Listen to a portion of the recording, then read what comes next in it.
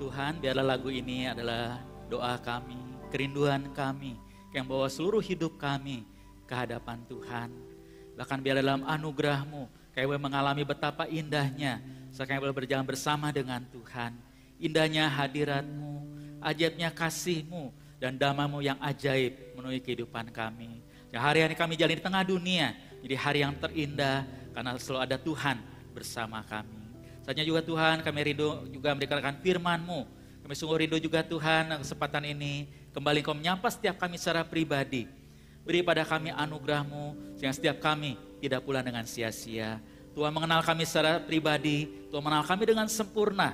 Biarlah pagi hari ini, kembali firman-Mu yang ajaib, firman yang hidup, menyapa kami secara pribadi, jadi bagian hidup kami masing-masing.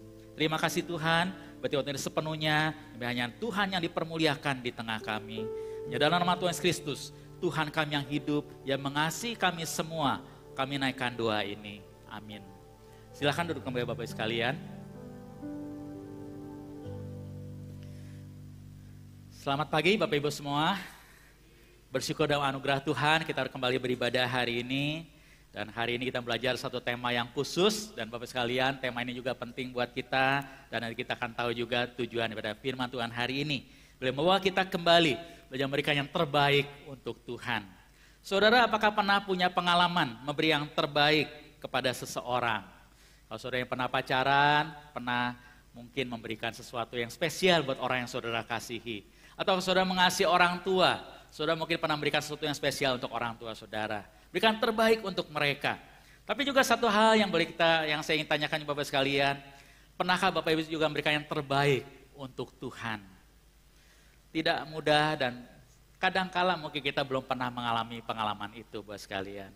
Satu kisah pembuka, satu kisah yang saya yakin boleh ingatkan kita ya. Ini mungkin kisah nyata, tapi juga satu kisah yang boleh ingatkan kita. Ada seorang pemuda, satu saat ikut ibadah, sekali ikut kebaktian seperti kita. Saatnya nanti setelah firman Tuhan, lalu kemudian saatnya memberikan persembahan, sekalian. Waktu itu persembahan diedarkan, diberikan. Pemuda ini merogoh kantongnya, dia cari-cari uang dia. Dia udah siapkan mungkin di rumah atau bagaimana, dia cari nggak ketemu mungkin ya. Akhirnya dia buka dompetnya. Dia cari uang, lalu kemudian ternyata dia cari yang paling kecil. Dia kasih Rp1.000 sekalian. Dia masukkan ke kantong kolektor itu. Waktu dia masukkan itu, tiba-tiba seorang bapak dari belakang sodorin uang 100.000. Jadi si anak ini, pemuda ini lihat, wah bapak yang luar biasa, dengan kagum dia masukkanlah persembahan itu, gitu ya. Dia lihat, saya cuma 1.000, bapak ini 100.000, gitu ya. Lalu setelah itu persembahan lewat, bapak itu tepuk lagi pundak dia. Itu tadi jatuh dari kantongmu, dikatakan. Saudara ngerti maksudnya ya? Bapak itu malah puji anak ini, luar biasa anak ini kasih 100.000 gitu ya. Uangnya jatuh, dia tadi cari-cari mungkin nggak ketemu, sekarang saya kasih, dia persembahkan. Padahal ceritanya beda kan Bapak sekalian. Saudara nangkep nggak cerita ini? Apakah orang itu memberikan yang terbaik? Tapi yang pasti yang saya yakin adalah dia nggak akan pernah lupa seumur hidup. Dia memberikan Rp1.000 atau 100.000 dia kasih. Saudara pernah nggak berikan satu persembahan, saudara rencananya kasih ini ternyata salah kasih. Lalu saudara nyesel, aduh tadi kebesaran persembahannya. Pernah nggak demikian Bapak sekalian? Contoh hari ini uang 2.000 sama 20.000 kan beda kan Bapak sekalian? Warnanya mirip kan? Kadang-kadang bisa salah ketukar ya, bayar parkir 2.000 ya 20.000 dikasih saudara. Tapi untuk Tuhan bagaimana? Apakah kita memberi yang terbaik dalam kehidupan kita? Nah hari kita mau belajar satu tema yang sederhana, tapi saya rindu menjadi bagian kehidupan kita. Memberi yang terbaik dan kepada Tuhan. Bapak sekalian, satu kisah nyata yang pernah terjadi waktu Tuhan ada dalam dunia. Satu kali dalam satu acara, waktu orang makan, lalu kemudian datang seorang wanita, lalu dia menuangkan minyak wangi di atas kepala Tuhan Yesus. Lalu kemudian waktu dia menuangkan itu ada orang protes, ini minyak mahal, pemborosan dikatakan. Kok dikasih gitu ya, kira-kira gitu ya. Ini kalau dijual, dikasih ke orang miskin, wah itu bisa bantu banyak orang. Tapi kemudian Tuhan menyangga dia, nggak apa-apa, biarkan dia lakukan yang terbaik yang dia lakukan. Dan bahkan Tuhan katakan ini akan diingat kebaikannya. Itu kira-kira gambaran kisah ini Bapak sekalian. Hari ini saya mau ajak kita belajar dari kisah ini, dan saya ajak kita baca firman Tuhan dan langsung dengan poinnya Bapak sekalian ya, supaya bersingkat waktu. Kita mulai yang pertama Bapak sekalian, memberi yang terbaik itu apa Bapak sekalian? Ada satu pemberian yang diberikan dengan sepenuh hati. Firman Tuhan kita baca Markus 14 ayat 3 sampai ke 5 dulu Bapak sekalian ya. Nanti kita 14 ayat 3 sampai 9, tapi kita lihat ayat 3 sampai 5 dulu, kita baca bertanggapan Bapak sekalian ya. Ketika Yesus berada di Betania, di rumah Simon si kusta dan sedang duduk makan, datanglah seorang perempuan membawa suatu buli-buli pualam berisi minyak narwastu murni yang mahal harganya. Setelah dipecahkannya leher buli-buli itu, dicurahkannya minyak itu ke atas kepala Yesus.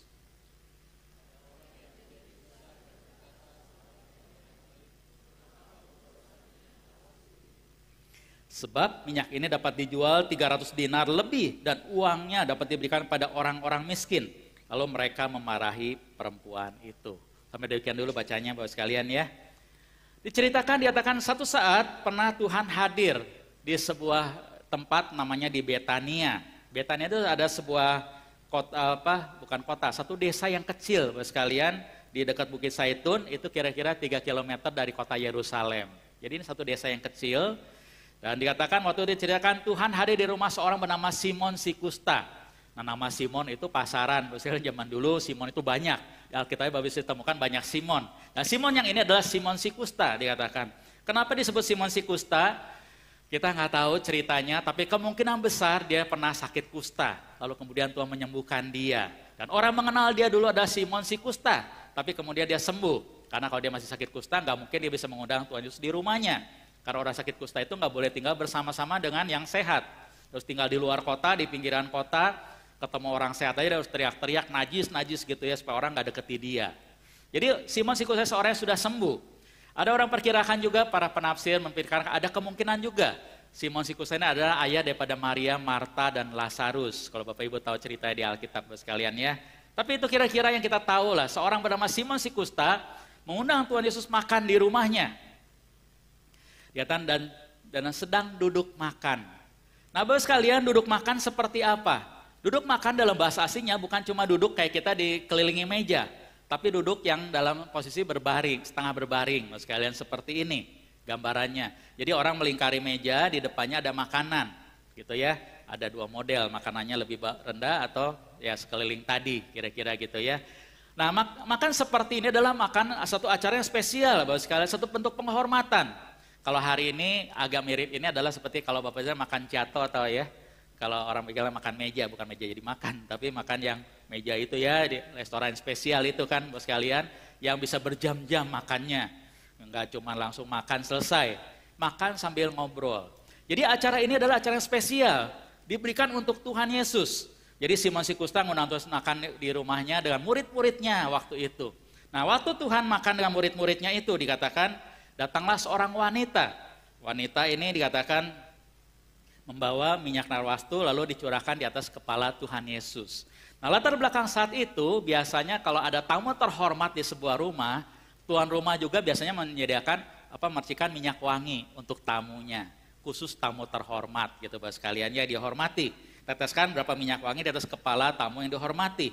Tapi kisah yang kita baca hari ini dikatakan dicurahkan di atas kepala Tuhan Yesus. Dan kemudian kita membaca adalah apa? Yang dicurahkan adalah minyak narwastu, minyak yang sangat mahal waktu itu. Minyak narwastu yang murni, yang mahal harganya. Minyak ini adalah satu minyak yang waktu itu dikatakan di Israel sendiri nggak ada.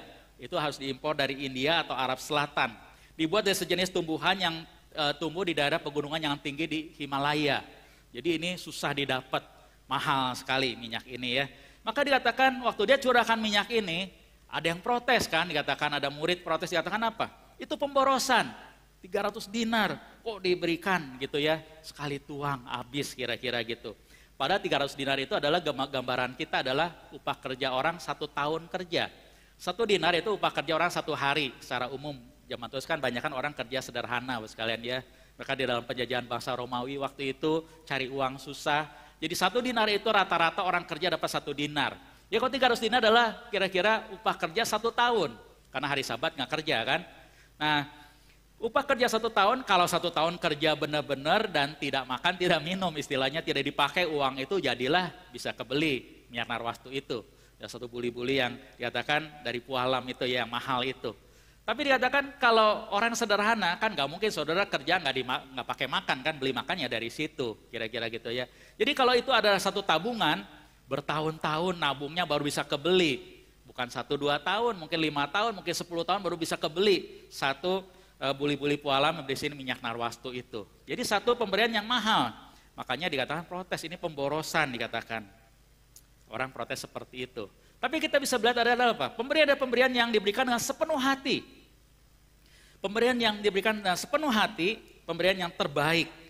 Itu adalah lahir dari hati, sepenuh hati. Saudara, kalau kita boleh bayangkan tadi, wanita tadi berani diberikan yang terbaik, mungkin yang paling mahal yang dia punya, itu minyak narwastu itu. Dia berikan sama Tuhan. Nah, latar belakang waktu itu juga seorang wanita itu tidak sembarangan memberikan minyak narwastu. Minyak narwastu itu biasanya, dikatakan latar belakang saat itu juga, biasanya kalau seorang ayah, dia akan nabung, belikan minyak ini, dikasih ke anak perempuannya. Untuk apa? Itu akan dibawa di hari pernikahan dia akan tuangkan pada suaminya. Sebagai satu bentuk penghormatan dan satu kasih kepada suaminya. Kalau orang tuanya bukan seorang yang kaya, ya wanita itu harus nabung sendiri, Bapak sekalian, untuk bisa membeli minyak narwastu itu. Disiapkan untuk hari spesial, hari pernikahannya. Itu yang biasa mereka lakukan, Bapak sekalian.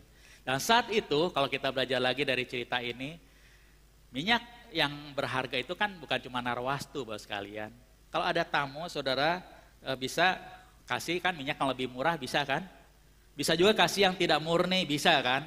Tapi ternyata wanita berikan dikatakan adalah apa? Dia berikan minyak narwastu yang murni, yang mahal harganya. Dia nggak pilih minyak yang lain yang lebih murah, tapi dia pilih yang paling mahal yang dia punya. Yang narwastu dan yang murni, yang mahal harganya itu. Untuk menghormati tamunya, berarti tamunya apa? Super spesial sekalian, sampai dia mau berikan itu sama Tuhan. Nah, tapi dari situ kita bisa belajar adalah apa? Wanita berani berikan yang terbaik untuk Tuhan. Dia berikan yang terbaik dan sepenuh hati dia. Dia berikan yang terbaik kepada Tuhan. Bapak sekalian, dalam kehidupan kita sehari-hari, kita bisa bedakan kan. Pemberian yang terbaik itu harus diberikan dengan sepenuh hati. Kalau enggak, itu bukan yang terbaik. Bapak sekalian, kalau kita memberi dengan setengah hati, tanpa hati kan sekedarnya kan. Bahkan ada pemberian tertentu yang kita rasa aduh nyusahin, ini repotin gitu, bersungut-sungut, ngasihnya nggak rela ya. Termasuk dalam menolong orang. Saudara mungkin pernah menolong orang yang saudara rasanya nggak rela, tapi ya sudahlah gitu ya. Dengan terpaksa ya sekedarnya lah kira-kira gitu kan. Tapi beda saudara sekali kalau saudara dengan sepenuh hati. Kalau saudara ya dan sepenuh hati saudara, pemberiannya kan berbeda. Termasuk dalam memberi kepada Tuhan. Waktu kita memberi kepada Tuhan, karena apakah kita memberikan yang terbaik untuk Tuhan? Pemberian yang terbaik untuk Tuhan, pasti kita berikan dengan sepenuh hati kita. Enggak sekedarnya, enggak asal-asalan atau ya rasa malah jadi beban gitu ya. Enggak saudara. Saudara berikan yang terbaik yang saudara bisa berikan untuk Tuhan. Karena apa? Saudara berikan dengan sepenuh hati saudara, saudara sekalian. Lalu yang kedua kita bisa belajar dalam bagian ini. Waktu dia berikan yang terbaik, yang sepenuh hati dia. Apa dia berikan juga, dia berikan sesuai dengan kebutuhan. Pemberian yang terbaik itu diberikan sesuai dengan kebutuhan. Kita lihat dulu ayatnya, sekarang ayat ke-6 sampai ke-8 ya, kita baca ya. Pertanggapan lagi. Tetapi Yesus berkata, biarkanlah dia, mengapa kamu menyusahkan dia? Dia telah melakukan sesuatu perbuatan yang baik padaku.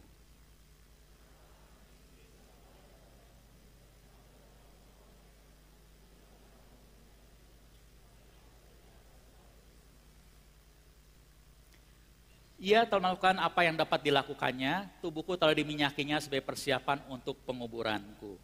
Sampai di sini dulu Bapak sekalian ya. Apa yang kita baca barusan Bapak sekalian, pemberian dia adalah pemberian yang terbaik karena diberikan sesuai dengan kebutuhan. Di sini dikatakan waktu orang protes, ini kemahalan gitu kan, pemborosan. Tapi Tuhan membela wanita ini, dia biarkanlah dia, karena apa? Biarkan dia, kenapa kamu susahkan dia, jangan bikin hati dia susah jadi nggak enak gitu ya. Karena apa? Ia telah melakukan suatu perbuatan yang baik padaku. Bukan perbuatan baik aja, tapi baik kepadaku. Perbuatan baik dalam bahasa aslinya adalah kata baik itu. Perbuatan baik itu baik dalam arti baik secara kualitas dan juga baik secara karakter. Jadi betul-betul baik. Atau perbuatan yang baik pada dirinya. Perbuatan yang sungguh-sungguh baik. Bahkan diterjemahkan itu artinya bisa luas, adalah perbuatan yang indah, perbuatan yang tepat, perbuatan yang betul-betul berguna. Atau dalam bahasa saya tadi sangat sesuai dengan kebutuhan, yang tepat guna. Apa yang dia berikan itu sesuai dengan kebutuhan dan sangat berguna. Kenapa berguna? Tuhan katakan, pemberian itu dikatakan, karena dikatakan tadi dia sudah memberikan persiapan untuk penguburanku. Bapak sekalian, kalau kita memberikan sebuah pemberian, seberapa mahal dan bagus, kalau tidak dibutuhkan atau tidak berguna, apa artinya kan? Bapak saya bisa kasih suatu barang yang sangat mahal sekali pada seorang, tapi dia rasa, aduh saya nggak kepake barang ini, nggak berguna. Rasanya seperti apa? Tapi pemberian wanita dikatakan apa? Tuhan katakan sebagai persiapan untuk penguburanku. Ternyata pemberian dia itu sangat penting bagi Tuhan. Karena apa? Tidak ada seorang pun yang memikirkan hal itu juga kan. Saudara boleh baca dalam seluruh Alkitab. Tidak ada seorang pun pernah memikirkan hal ini. Wanita ini melakukannya untuk Tuhan. Pernahkah saudara waktu kita berikan sebuah kado pada seorang, ternyata dia nggak butuh itu, kan rasanya beda kan. Tapi saudara sekalian kalau kita berikan dengan sungguh-sungguh berguna, wah kita juga sukacita dan itu sungguh-sungguh berarti, berguna. Pemberian sungguh-sungguh terbaik, bukan dari kita aja, bagi dia pun adalah pemberian terbaik bagi menurut dia kan, kira-kira sekalian ya.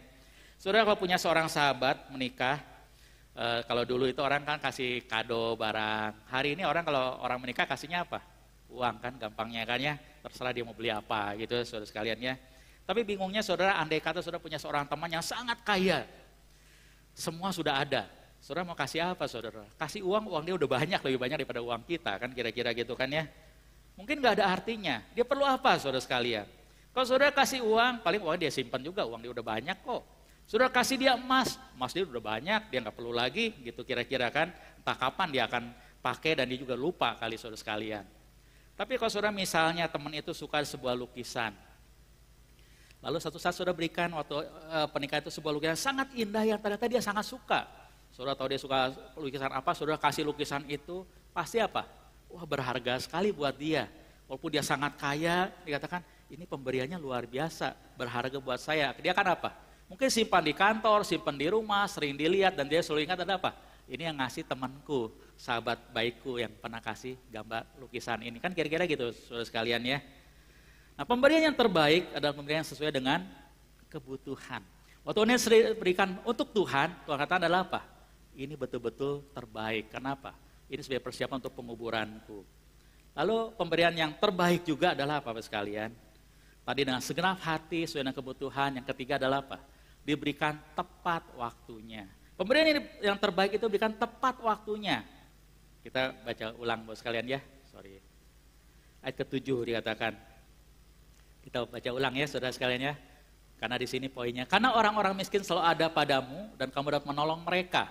Bila mana kamu menghendakinya, tetapi aku tidak akan selalu bersama-sama kamu. Ke-8.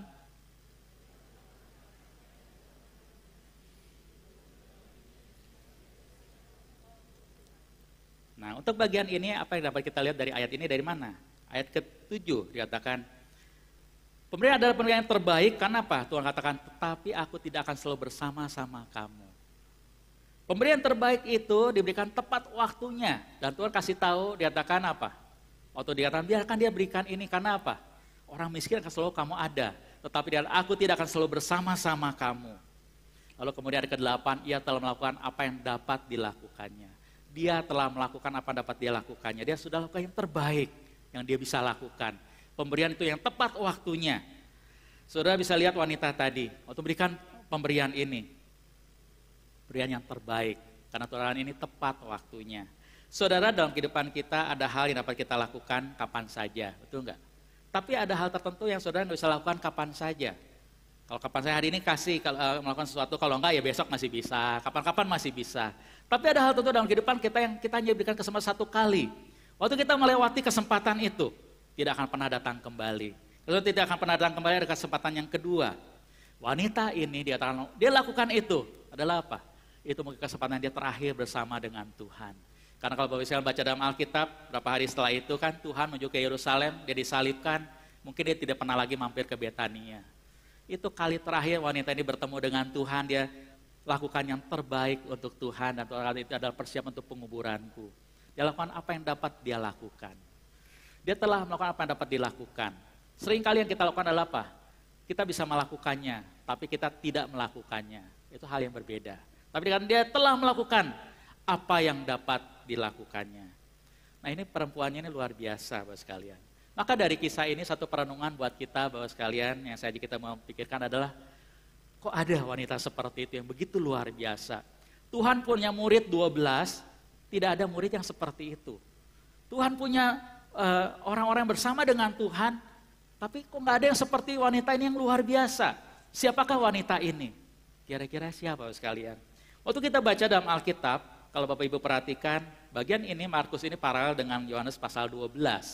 Kalau Bapak Ibu nanti ada kesempatan baca di rumah, Yohanes pasal 12, walaupun di situ ada penghitungan hari yang sedikit berbeda, itu dari latar belakangnya Bapak sekalian ya. Tapi yang kita tahu dari kisah itu adalah apa Bapak sekalian? Wanita itu adalah seorang bernama Maria. Maria dulu banyak juga nama Maria. Maria yang mana? Maria yang bersaudara dengan Marta dan Lazarus. Kalau Bapak Ibu baca dalam Alkitab, Lazarus ada seorang yang pernah mati, lalu kemudian Tuhan bangkitkan.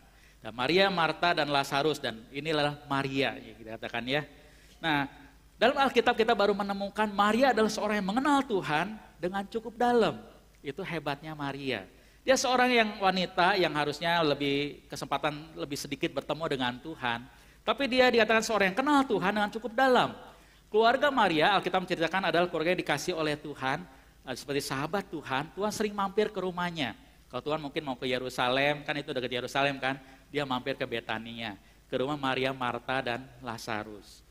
Dalam kitab Injil Lukas menceritakan, dikatakan satu saat pernah waktu Tuhan datang ke rumah Maria, Marta, Maria dikatakan duduk di kaki Tuhan Yesus, mendengarkan Tuhan mengajar firman Tuhan. Marta waktu itu sibuk melayani, dia masak juga nggak salah Bapak sekalian. Tapi Maria dia memilih dia duduk di kaki Tuhan untuk apa? Mendengarkan firman Tuhan. Sehingga Tuhan katakan Maria telah melakukan sesuatu yang tidak akan pernah diambil dari dia. Karena apa? Firman Tuhan tersimpan di dalam hati Maria. Dan itu bertahan seumur hidup dia. Dia betul-betul makin mengenal Tuhan oleh firman-Nya. Maria begitu sungguh-sungguh waktu dengar firman Tuhan, dia simpan dalam hatinya, dia sungguh-sungguh merenungkan dengan baik. Dalam Injil Yohanes, dikatakan satu saat dikatakan Lazarus mati, kakaknya itu ya, kakak atau adik, karena ada bahasa asli itu saudara itu bisa kakak bisa adik ya. Nah satu kali Lazarus mati, waktu Lazarus mati, Tuhan datang kemudian setelah sudah dikuburkan, dikatakannya Tuhan datang, sudah 4 hari, jadi udah pasti mati gitu ya. Nah dikatakan waktu Tuhan datang, Maria dikatakan bersujud di kaki Tuhan, dia mengatakan adalah apa? Tuhan sekiranya engkau ada di sini, saudaraku pasti tidak mati. Itu iman Maria. Dalam kesederhanaan dia belajar mengenal Tuhan, Tuhan yang maha kuasa, Tuhan yang besar, walaupun dia tidak pernah terbayang Tuhan bangkitkan orang mati. Tapi dalam iman dia yang sederhana pun dia belajar mengenal Tuhan yang lebih dalam. Tuhan, kalau engkau ada di sini, saudaraku pasti tidak mati. Dia percayakan kuasa Tuhan, walaupun masih sederhana sekalian. Maka kemudian kita bisa mengerti kenapa di acara spesial ini, Maria mengurapi kepala Tuhan dengan minyak. Karena apa Bapak sekalian? Satu ucapan syukur yang sangat dalam. Maria memberikan satu ucapan syukur yang sangat dalam kepada Tuhan, satu bentuk penghormatan, satu bentuk kasih, satu bentuk ucapan syukur. Karena apa? Lazarus, saudara yang dia kasih itu yang sudah mati, telah dibangkitkan oleh Tuhan Yesus. Jadi satu bentuk ucapan syukur karena dia tahu Tuhan betapa mengasihi aku dan mengasihi keluargaku. Aku bersyukur sama Tuhan. Aku berikan satu pemberian terbaik yang aku bisa lakukan untuk Tuhan. Maka Bapak sekalian, satu hal yang kita bisa belajar dari Maria ini adalah apa Bapak sekalian? Kunci utama dari semua adalah kita belajar adalah apa? Maria seorang yang mengasihi Tuhan. Pemberian dia itu lahir dari hati yang sungguh-sungguh mengasihi Tuhan. Kenapa dia seperti itu bisa mengasihi Tuhan? Karena dia sudah mengenal Tuhan. Seorang yang mengenal Tuhan lebih dalam, barulah menjadi seorang yang bisa mengasihi Tuhan lebih dalam. Saudara kalau nggak kenal Tuhan, sulit untuk mengasihi Tuhan. Kita manusia aja begitu kan. Saudara kalau nggak kenal gimana mengasihi seorang? Kita mengasihi dari jauh. Tapi kalau kita mengenal dengan dalam, kita akan makin mengasihi. Kalau kita tahu yang kita kenal itu seorang yang baik. Apalagi Tuhan, sekalian. Maria begitu mengenal Tuhan dan kesederhanaan dia mengenal Tuhan. Dan dia waktu dia bertumbuh makin mengenal Tuhan, dia makin mengasihi Tuhan. Maka waktu dia bertemu dengan Tuhan penuh rasa syukur, dia tidak hitung-hitungan untung rugi untuk Tuhan. Dia sadari begitu besar Tuhan mengasihi dia, Tuhan mengasihi keluarganya, maka dia berikan yang terbaik yang dia bisa lakukan untuk Tuhan. Nah saudara sekalian, juga satu perenungan lebih jauh lagi, apakah Maria pernah mendengar akan kisah penderitaan Tuhan Yesus? Kalau saudara baca dalam Alkitab, Tuhan pernah dikatakan pada murid-muridnya, dikatakan bahwa dia harus pergi ke Yerusalem dan menanggung banyak penderitaan dari pihak tua-tua, imam kepala ahli Taurat. Dia akan ditangkap, dia akan dibunuh, dia akan jatuhi hukuman mati, tapi dia akan bangkit hari yang ketiga. Itu Tuhan pernah menyatakan pada murid-muridnya berkali-kali dalam Alkitab. Bahkan kalau saudara baca dalam Alkitab, minimal 4 kali Injil Matius mencatat. Jadi berarti mungkin lebih. Apakah Maria mendengarkan kabar itu? Saya pribadi menduga Maria pernah dengar.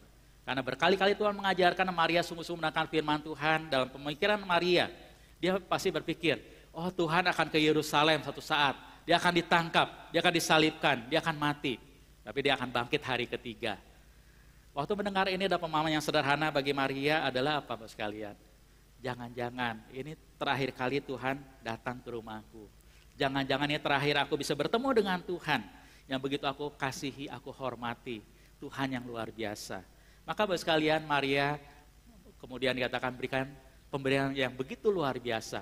Menuangkan minyak di atas kepala Tuhan Yesus. Nah saudara, kalau saudara baca Injil Yohanes itu luar biasa Bapak sekalian. Apa yang di Injil tulis, Injil Matius, Markus, Lukas, Yohanes melengkapi dengan lebih sempurna supaya kita dapat gambarnya lebih besar. Dan ternyata Yohanes mencatat dengan luar biasa. Saudara, orang kalau beli minyak wangi biasanya ukurannya berapa? Kira-kira ini botol kecil ya, kira-kira segini atau setengahnya malah saudara sekalian kan ya. Saudara kalau beli minyak wangi kan kecil kan, ada yang agak gedean seginilah kira-kira gitu ya, 50 mili kira-kira gitu ya. Itu minyak wangi yang biasa orang beli. Zaman tua itu katanya seperti itu. Tapi saudara, kalau saudara baca dalam Injil Yohanes, Maria itu tuangnya minyak sebesar apa saudara? Kira-kira sebotol ini saudara, 500 mili, setengah liter. Kalau saudara punya Alkitab terjemahan baru TB2, kalau terjemahan lama kan setengah kati ya, kati itu orang bingung kati apaan. Nah TB2 langsung terjemahkan apa? Setengah liter kira-kira segini saudara. Jadi saudara bayangkan saudara kalau menuangkan minyak wangi, kalau tamu biasa kan tuang sedikit kan. Tapi waktu kepada Tuhan Yesus, Maria katakan dia tuangkan bukan botol kecil, dia botol sebesar gini, makanya mahal saudara. Dan dia tuang apa? Tuangkan semua. Makanya kalau saudara baca dalam Injil Yohanes, kemudian tuang dari kepala sampai ke kaki. Saudara kalau dituang sebotol ini kan basah, saudara kan dari kepala sampai kaki kan. Ya, dan kemudian kakinya dikatakan Maria kemudian menyekanya dengan rambutnya. Saudara, ini pemberian yang luar biasa. Yang lain bilang apa? Protes, ini pemborosan buat Tuhan. Gak kira-kira 1 botol gitu ya. Kalau ada tamu ya kasih dikit lah. Sama Tuhan juga kasih dikit. Ini kasih 1 botol besar seperti itu. Kan pemborosan kan? Makanya murid-murid protes. Dan kalau kita baca dalam Yohanes ternyata adalah Yudas kan, dia yang protes. Dia pengaruhi teman-teman yang lain. Ini boros lu gitu ya. Ayo semua marahi perempuan itu kan. Tapi Tuhan mengatakan adalah apa? Itu bukan pemborosan, dan itulah persiapan untuk penguburanku. Saudara, ketika ada yang proses pemborosan itu, apakah itu satu pemborosan? Tergantung seberapa besar Tuhan itu berharga di hati orang itu, saudara. Apakah ada yang namanya pemborosan untuk Tuhan? Kalau kita mengenal Tuhan begitu luar biasa, seberapa Tuhan itu berharga di mata kita, itu menentukan seberapa kita merasa itu boros atau tidak untuk Tuhan, saudara sekalian. Maka saudara bisa lihat kemudian apa yang dilakukan perempuan ini. Kisah ini ditutup dengan Markus ayat 9, 14 ayat 9. Apa yang Tuhan Yesus katakan? Aku berkata kepadamu sesungguhnya di mana saja Injil diberitakan di seluruh dunia, apa yang dilakukannya, ini akan disebut juga untuk mengingat dia.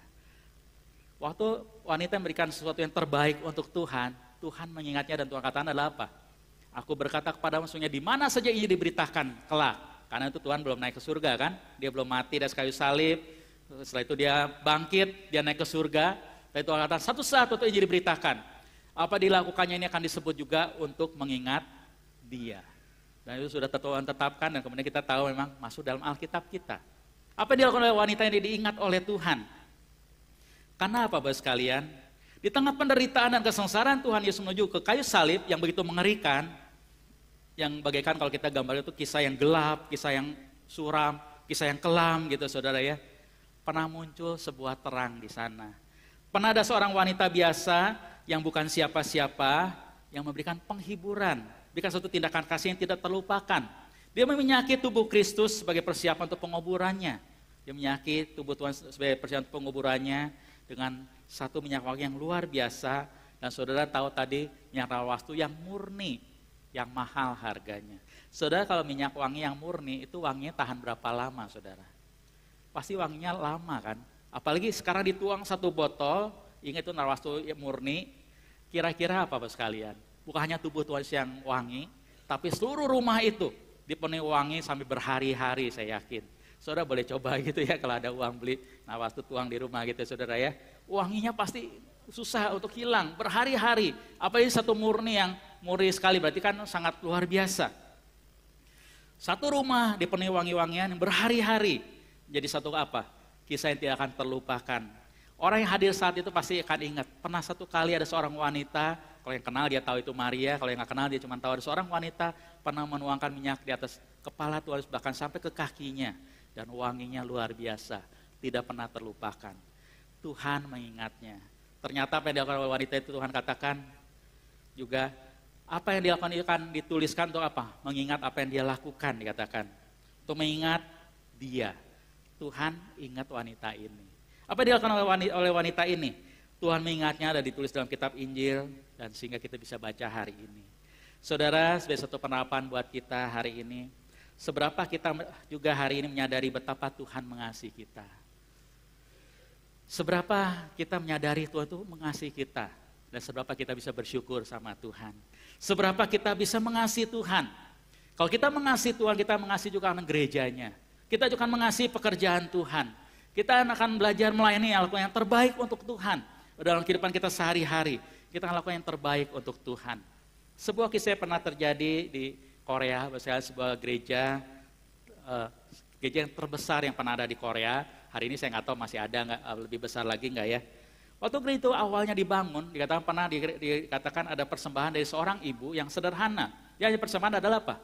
Sepasang sumpit, bahasa sumpit tahu ya, yang buat makan saudara ya, kalau makan bakmi gitu ya. Waktu itu orang Korea banyak makan pakai sumpit, saudara sekaliannya. Dia persembahkan itu sampai pendetanya nggak enak, dia tahu ini orang susah. Oh, wanita bilang adalah apa?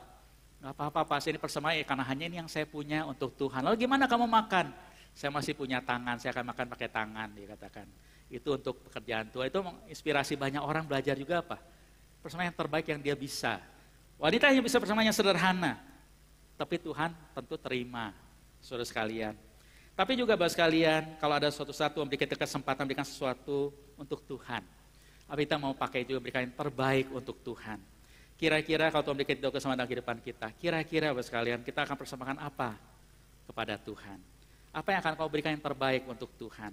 Apa satu pemberian yang terbaik atau masih jauh daripada itu? Ada satu kisah yang pernah terjadi juga, itu di Indonesia sekalian. Saya cerita oleh seorang hamba Tuhan, karena itu di gerejanya. Dia satu kali waktu gerejanya membangun, itu renovasi atau apalah gitu ya, ada persembahan. Lalu ada seorang bapak, dia persembahan, dikatakan komitmen persembahan pintu gereja, pintunya gitu ya, pintu gereja, dia persembahan pintu itu.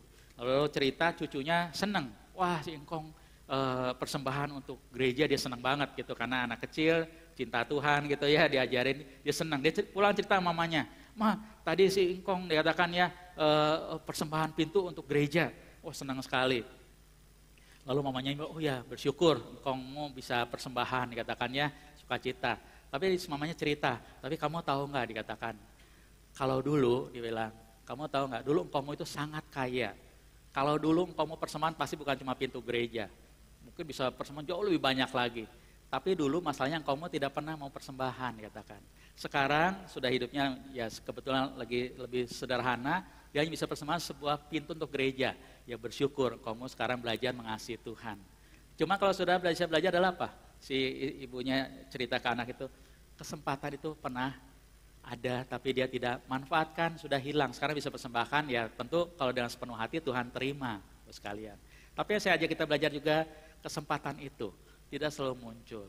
Ada kalian memberikan kita kesempatan, kita sia-siakan, kemudian hari kita yang memberikan kesempatan itu bisa aja tidak ada lagi, sekalian. Kesempatan tidak selalu datang, selalu ada dalam kehidupan kita. Tapi yang kita mau belajar hari ini adalah saya mengajak kita belajar, mari kita mengenal Tuhan lebih dalam. Kalau saudara kita makin mengenal Tuhan, kita akan belajar makin mengasihi Tuhan. Kita makin mengasihi Tuhan, kita memberikan yang terbaik untuk Tuhan. Kalau saudara belajar mengasihi, memberikan yang terbaik untuk Tuhan, kita nggak pernah hitung-hitungan lagi sama Tuhan. Yang terbaik kita persembahkan untuk Tuhan, kita tahu persembahan kita tidak pernah sia-sia. Waktunya ada, Tuhan berikan kesempatan, lakukan yang terbaik untuk Tuhan. Mungkin Bapak sekalian kita merasa juga hari ini hidup kita tidak selalu lancar, hidup kita juga mungkin ada pergumulan, Wanita tadi juga pasti ada pergumulan sendiri juga, saudara sekalian. Tapi waktu di hadapan Tuhan, dia selalu ingat kebaikan Tuhan. Dia bersama yang terbaik untuk Tuhan. Nah, saya mengajak kita belajar juga, mari dalam kehidupan kita. Biarlah persembahan kita selalu lahir juga dari hati kita yang sungguh-sungguh mengasihi Tuhan. Dan lakukan yang terbaik untuk Tuhan, yang sesuai dengan kebutuhan di mana diperlukan, dan juga waktunya selalu tepat. Apa yang kita lakukan itu untuk Tuhan, tidak pernah sia-sia. Nah, tadi kita bisa melihat Tuhan mengingatnya. Orang lain mungkin gak ada yang peduli, tapi Tuhan ingat. Apa yang kita lakukan untuk Tuhan dan sepenuh hati kita, itu berharga di mata Tuhan. Amin. Mari kita berdoa. Tuhan, Kau mengenal setiap kami, Kau tahu hidup kami yang terbuka di hadapan Engkau. Seberapa hari ini kami menjadi orang Kristen, seberapa kami mengenal Engkau. Tuhan, kadangkala mungkin dalam perjalanan kehidupan kami lupa begitu banyak kebaikan Tuhan. Kami mungkin kadangkala anggap sebagai sesuatu yang sepele. Sesungguhnya Engkau sangat mengasihi kami. Beri pada kami Tuhan satu pemahaman lebih dalam lagi betapa Engkau mengasihi kami. Sehingga membuat kami belajar juga Tuhan, selalu berikan terbaik untuk Tuhan. Kami tahu kami tidak mungkin membalas kebaikan Tuhan, tapi dengan apa yang ada yang kami punya, kami berikan terbaik untuk Tuhan. Nah, sepenuh hati kami, kapan waktunya Tuhan berikan kami kesempatan, untuk kami ada kekuatan, ada yang Tuhan berikan dalam kehidupan kami, yang memberikan yang terbaik untuk kemuliaan Tuhan. Terima kasih Tuhan, pilih kami masing-masing dengan anugerah-Mu, sehingga hidup kami jalani, hidup yang terbaik juga, yang memuliakan Tuhan. Sebenarnya Tuhan mengasihi kami, yang mau belajar terus mengasihi Tuhan lebih dalam lagi. Terima kasih Tuhan, berkati kami semua dalam anugerah-Mu. Hanya dalam nama Tuhan Yesus Kristus, Tuhan yang hidup, yang mengasihi kami semua. Kami mengucap syukur dan kami berdoa. Amin.